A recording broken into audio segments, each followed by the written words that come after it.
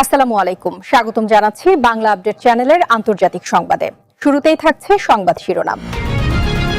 ইরানি সামরিক সক্ষমতা নিয়ে ট্রাম্পের দাবি পুরোটাই ভুয়া। মোসাদ আমিরাত চক্রান্ত, গোপন তথ্য ফাঁস। আন্তর্জাতিক সংবাদ মাধ্যম দ্য ওয়াল স্ট্রিট জার্নালের একটি প্রতিবেদন অনুযায়ী যুদ্ধ থেকে আর পিছু হটার সুযোগ নেই, ইরানের হুঙ্কার। যুক্তরাষ্ট্র ইরান সংঘাত নিরসনে মধ্যস্থতাকারীর ভূমিকায় যেতে পারে চীন। এতক্ষণ শুনছিলেন সংবাদ শিরোনাম, এবার বিস্তারিত। প্রিয় দর্শক, নিয়মিত নিউজ আপডেট পেতে এখনই সাবস্ক্রাইব করুন। ধন্যবাদ। ইরানি সামরিক সক্ষমতা নিয়ে ট্রাম্পের দাবি পুরোটাই ভুয়া। মার্কিন প্রেসিডেন্ট ডোনাল্ড ট্রাম্প ইরানের সামরিক বাহিনীকে বিধ্বস্ত করার দাবি করলেও গোয়েন্দা তথ্যে উঠে আসছে ভিন্ন চিত্র। নিউ ইয়র্ক টাইমসের সাম্প্রতিক প্রতিবেদনে বলা হয়েছে, কয়েক সপ্তাহের মার্কিন নেতৃত্বাধীন হামলার পরও হরমুজ প্রণালীর কৌশলগত অবস্থানে থাকা মিসাইল সাইটগুলোর উপর তেহরান পুনরায় নিয়ন্ত্রণ প্রতিষ্ঠা করেছে। গোয়েন্দা সংস্থাগুলোর ক্লাসিফাইড মূল্যায়ন অনুযায়ী এই গুরুত্বপূর্ণ জলপথের পাশে থাকা ৩৩টি ক্ষেপণাস্ত্র ঘাঁটির মধ্যে ৩০টি এখন ইরানের সামরিক বাহিনীর ব্যবহারের উপযোগী।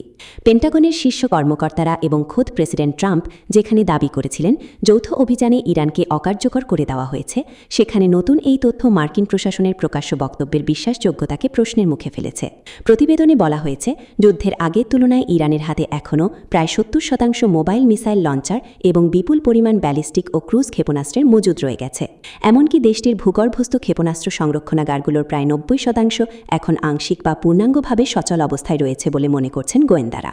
বিশ্বের মোট জ্বালানি তেল সরবরাহের প্রায় ১/৫ হরমুজ প্রণালীর এই সরু পথ দিয়ে পরিবাহিত হয়। ফলে এই অঞ্চলে ইরানের সক্রিয় ক্ষেপণাস্ত্র উপস্থিতি আন্তর্জাতিক নৌ পরিবহন এবং মার্কিন নৌসম্পদগুলোর জন্য বড় ধরনের হুমকি হয়ে দাঁড়িয়েছে। তেহরান বারবার এই জলপথকে কৌশলগত হাতিয়ার হিসেবে ব্যবহারের হুমকি দিয়ে আসছে, যা বৈশ্বিক জ্বালানি বাজারকে অস্থিতিশীল করে তোলার সক্ষমতা রাখে।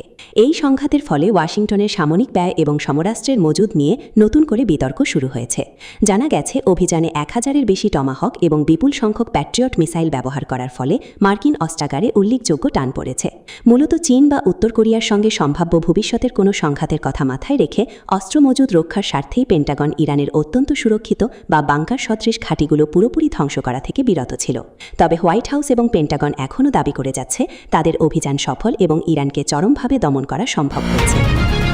মোসাদ আমিরাত চক্রান্ত, গোপন তথ্য ফাঁস।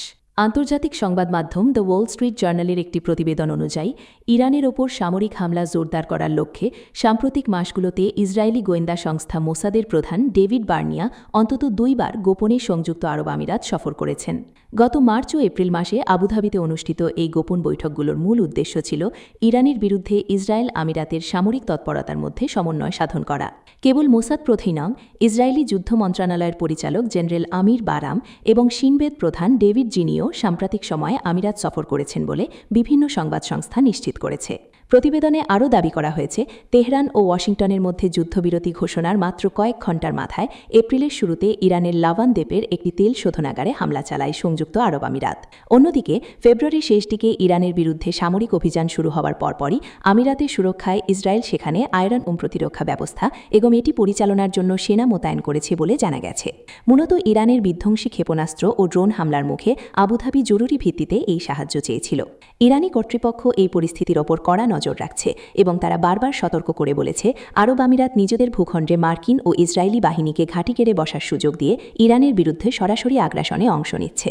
গত ৪০ দিনের যুদ্ধে বাহরাইন, সৌদি আরব, কাতার ও জর্ডানের পাশাপাশি আমিরাতের মাটি ব্যবহার করে ইরানের ওপর বিমান হামলা চালানো হয়েছে বলে তেহরানের অভিযোগ। এর জবাবে ইরান ও মধ্যপ্রাচ্যের বিভিন্ন দেশে অবস্থিত মার্কিন ও ইসরায়েলি কৌশলগত অবস্থানগুলো লক্ষ্য করে কয়েকশো ক্ষেপণাস্ত্র ও ড্রোন হামলা চালিয়েছে। তেহরান স্পষ্ট জানিয়েছে, যারা ইরানের বিরুদ্ধে আগ্রাসনে সহায়তা করবে তাদের প্রত্যেককেই সরাসরি জবাবদিহিতার আওতায় আনা হবে। মূলত ইরানের বিধ্বংসী ক্ষেপণাস্ত্র ও ড্রোন হামলার মুখে আবুধাবি জরুরি ভিত্তিতে এই সাহায্য চেয়েছিল। যুদ্ধ থেকে আর পিছু হটার সুযোগ নেই, ইরানের হুঙ্কার। যুক্তরাষ্ট্র ও ইসরায়েলের সঙ্গে সাম্প্রতিক যুদ্ধের পর ইরানের সশস্ত্র বাহিনীর পক্ষ থেকে কঠোর অবস্থানের বার্তা দিয়েছেন দেশটির সেনাবাহিনীর মুখপাত্র ব্রিগেডিয়ার জেনারেল মোহাম্মদ আকরামি মিয়া। তিনি বলেছেন, যুদ্ধ পরবর্তী পরিস্থিতিতে ইরানের পিছু হটার কোনো সুযোগ নেই এবং দেশটির সামরিক বাহিনী সর্বোচ্চ সতর্কাবস্থায় রয়েছে। মঙ্গলবার উত্তর পূর্বাঞ্চলীয় শহর মাশহাদে সাংবাদিকদের সঙ্গে আলাপকালে আকরামি মিয়া বলেন, যুক্তরাষ্ট্রের সঙ্গে যুদ্ধবিরতি কার্যকর থাকলেও ইরানের সশস্ত্র বাহিনী পূর্ণ প্রস্তুতি বজায় রেখেছে। তিনি দাবি করেন, যুদ্ধে ইরানি বাহিনী শত্রুপক্ষকে তাদের কোনো লক্ষ্য অর্জন করতে দেয়নি। ইরানের এই সেনা কর্মকর্তা বলেন, হরমুজ প্রণালীর পশ্চিমাংশ নিয়ন্ত্রণ করছে ইসলামী বিপ্লবী গার্ড বাহিনীর IRGCর নৌ ইউনিট এবং পূর্বাংশ নিয়ন্ত্রণ করছে দেশটির নিয়মিত নৌবাহিনী। কৌশলগতভাবে অত্যন্ত গুরুত্বপূর্ণ এই প্রণালী দিয়ে বিশ্বের বড় অংশের জ্বালানি তেল পরিবহন হয়। তিনি আরও দাবি করেন, যুদ্ধ চলাকালে মধ্যপ্রাচ্যের বিভিন্ন মার্কিন সামরিক ঘাঁটিতে থাকা যুক্তরাষ্ট্রের সামরিক সরঞ্জাম ধ্বংস করা হয়েছে, যদিও এ বিষয়ে তিনি নির্দিষ্ট কোনো তথ্য বা প্রমাণ উপস্থাপন করেননি। একই সঙ্গে তিনি সতর্ক করে বলেন, যুক্তরাষ্ট্রের নতুন কোনো সামরিক সরঞ্জাম হরমুজ প্রণালী অতিক্রম করতে দেওয়া হবে না। আকরামি নিয়া বলেন, ইরানের সামরিক সক্ষমতা সম্পর্কে শত্রুপক্ষের ধারণা ছিল ভুল। আমাদের এমন অনেক সক্ষমতা রয়েছে যা তারা কল্পনাও করতে পারেনি। বিশ্লেষকদের মতে, যুদ্ধবিরতির পরও ইরানের এই ধরনের কড়া বক্তব্য মধ্যপ্রাচ্যে উত্তেজনা আরও বাড়াতে পারে।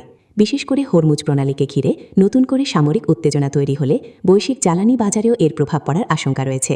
ইরানের এই সেনা কর্মকর্তা বলেন, হরমুজ প্রণালী পশ্চিমাংশ নিয়ন্ত্রণ করছে ইসলামী বিপ্লবী গার্ড বাহিনীর IRGCর নৌ ইউনিট এবং পূর্বাংশ নিয়ন্ত্রণ করছে দেশটির নিয়মিত নৌবাহিনী। কৌশলগতভাবে অত্যন্ত গুরুত্বপূর্ণ এই প্রণালী দিয়ে বিশ্বের বড় অংশের জ্বালানি তেল পরিবহন হয়। যুক্তরাষ্ট্র ইরান সংঘাত নিরসনে মধ্যস্থতাকারীর ভূমিকায় যেতে পারে চীন। যুক্তরাষ্ট্র ও ইরানের চলমান উত্তেজনা ও সংঘাত নিরসনে চীন গুরুত্বপূর্ণ মধ্যস্থতাকারীর ভূমিকা পালন করতে পারে বলে মন্তব্য করেছেন চীনের বিশ্লেষক ও সেন্টার ফর চায়না অ্যান্ড গ্লোবালাইজেশনের সভাপতি হেনরি ওয়াং। তিনি বলেছেন, বেইজিং চাইলে দুই পক্ষের মধ্যে একটি গ্রহণযোগ্য সমঝোতার পথ তৈরি করতে সক্ষম হতে পারে। কাতার ভিত্তিক আল জাজিরাকে দেওয়া এক সাক্ষাৎকারে হেনরি ওয়াং বলেন, হরমুজ প্রণালীতে কঠোর বিধিনিষেধ ও অস্থিরতা অবসান যুক্তরাষ্ট্র ও চীন উভয় দেশের স্বার্থের সাথে জড়িত। কারণ বিশ্বের অন্যতম গুরুত্বপূর্ণ এই নৌপথ দিয়েই চীনের প্রায় 40% তেল আমদানি হয়ে থাকে। তিনি বলেন, আমাদের অবশ্যই যুদ্ধ বন্ধ করতে হবে এবং এমন একটি ফলাফল নিশ্চিত করতে হবে যা ন্যায্য ও গ্রহণযোগ্য হয়। ওয়াংয়ের মতে, দীর্ঘস্থায়ী এই সংঘাতে যুক্তরাষ্ট্র ও ইরান দুই পক্ষই এখন অনেকটা ক্লান্ত অবস্থায় রয়েছে। তবে সরাসরি পিছু হটার বদলে এমন একটি কূটনীতিক পথ প্রয়োজন যা উভয় পক্ষকে সম্মানজনকভাবে সংকট থেকে বেরিয়ে আসার সুযোগ দেবে। তিনি বলেন, দুই পক্ষেরই এখন একটি সিঁড়ি প্রয়োজন যার মাধ্যমে তারা মর্যাদা রক্ষা করে সংঘাত থেকে বেরিয়ে আসতে পারে। চীন সেই পথ তৈরি করে দিতে পারে। চীনের সম্ভাব্য ভূমিকা সম্পর্কে তিনি আরও বলেন, প্রয়োজন হলে চীন এই যুদ্ধের অবসানে একটি কার্যকর মধ্যস্থতাকারী হতে পারে। বিশ্লেষকদের মতে, মধ্যপ্রাচ্যে ক্রমবর্ধমান উত্তেজনা এবং হরমুজ প্রণালীকে ঘিরে অনিশ্চয়তা বৈশ্বিক জ্বালানি বাজারে বড় ধরনের প্রভাব ফেলছে। এমন পরিস্থিতিতে চীন কূটনীতিকভাবে সক্রিয় হলে তা আঞ্চলিক স্থিতিশীলতা ফিরিয়ে আনতে সহায়ক হতে পারে। বিশেষ করে বেইজিংয়ের সঙ্গে তেহরান ও ওয়াশিংটনের কৌশলগত যোগাযোগ থাকায় চীনকে সম্ভাব্য নিরপেক্ষ সেতু বন্ধনকারী হিসেবেও দেখছেন আন্তর্জাতিক সম্পর্ক বিশ্লেষকরা। যুক্তরাষ্ট্র ও ইরান দুই পক্ষই এখন অনেকটা ক্লান্ত অবস্থায় রয়েছে।